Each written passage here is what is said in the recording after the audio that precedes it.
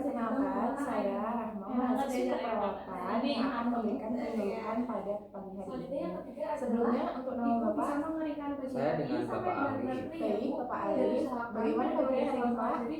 Hari ini baik, tetapi agak kurang enak badan. Oh, tadi sudah diperiksa berarti ya.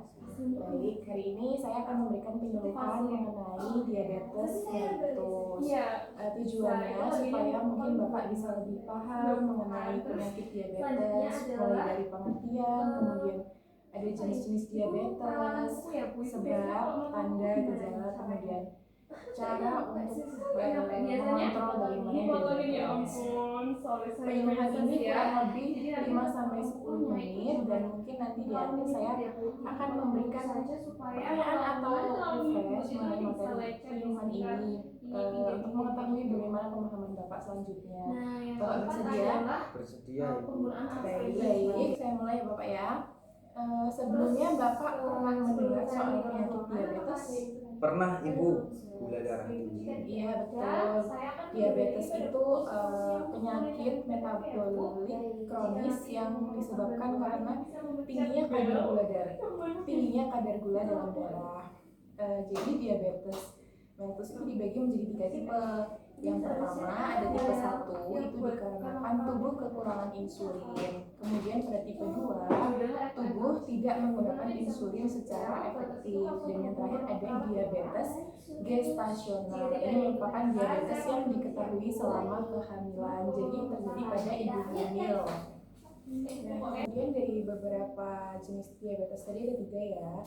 Itu ada beberapa faktor resiko yang bisa menyebabkan diabetes. Mungkin umumnya Bapak tahu itu biasanya penyebab diabetes karena Banyak mengkonsumsi makan minuman yang manis yang berlebihan ya.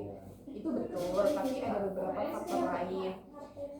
Bisa karena faktor genetik, itu yang tadi bisa dari diabetes gestasional, kemudian karena berat badan berlebih, kemudian kurang aktivitas fisik atau kurang olahraga, itu juga bisa jadi penyebabnya. Kemudian termasuk pola makan tadi, betul, karena terlalu banyak mengkonsumsi makanan atau minuman manis yang tidak sehat.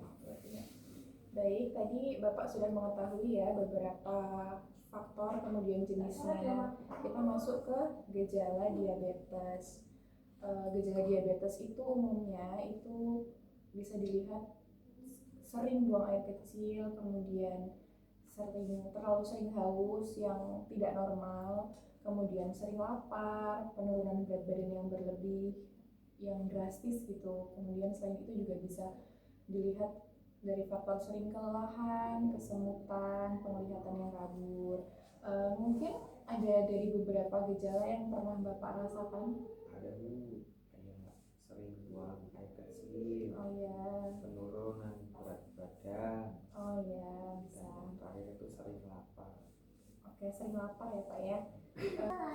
Mungkin tadi Bapak merasakan sering buang air kecil, kemudian sering lapar ya. Itu untuk antisipasi mungkin nanti setelah ini Bapak bisa saya bantu untuk mengecek kadar gula darah.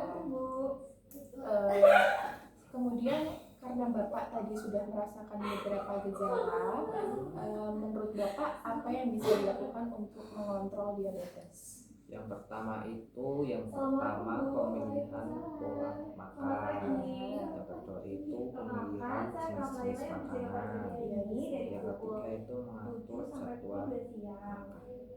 Selain makan juga harus olahraga yang teratur ya Pak ya. Jadi kita nggak terlalu banyak diam.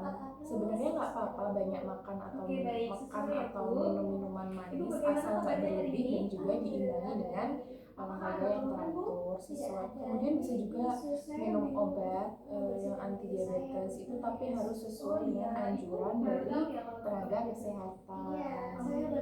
Baik, tadi yang pertama bisa dibaca di sini ya Pak, kita perlu edukasi. Jadi pasien itu perlu paham mengenai penyakitnya, kemudian diharapkan bisa mengetahui cara melakukan perawatan mandiri sebelum pergi ke tenaga medis. Kemudian yang kedua tadi betul aktivitas fisik rutin, paling tidak itu dalam seminggu kita olahraga 3 sampai 4 kali dalam durasi kurang lebih 30 menit, tapi itu kembali menyesuaikan kondisi pasien, kondisi Bapak ya.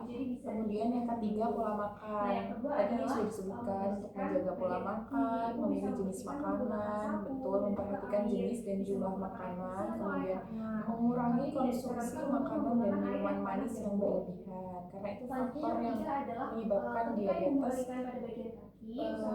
Cukup banyak penderita diabetes itu disebabkan karena faktor makan dan minuman manis yang berlebihan. Kemudian yang keempat ada pemantauan kadar gula darah. Nah nanti setelah ini saya mungkin bisa bantu Bapak untuk mengecek kadar gula darah Bapak ya untuk tindakan selanjutnya.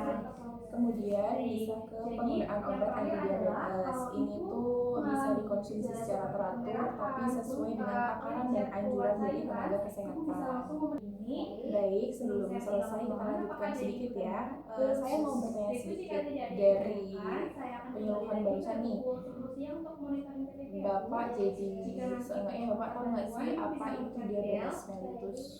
Diabetes gimana penyakit mengalami gula darah tinggi. Penyakit karena tekanan gula dalam darah tinggi. Kemudian lalu bagaimana pengendalian? Pengendalian saya itu ada 5 itu. Yang pertama edukasi, yang kedua ada olahraga, yang ketiga yaitu pemilihan jenis makanan, yang keempat yaitu ada cek gula darah, dan yang terakhir yaitu ada minum obat. Oh iya betul sekali Bapak. Tadi cukup mendengarkan berarti ya. Iya. Kemudian ada yang ingin ditanyakan nggak sebelum kita selesai? Cukup Bu, udah paham. Oh baik. Sekiranya cukup ya Pak ya untuk hari ini. Terima kasih untuk perhatiannya. Semoga penyuluhan ini bisa bermanfaat untuk Bapak dan bisa diterapkan di kehidupan sehari-hari. Terima kasih.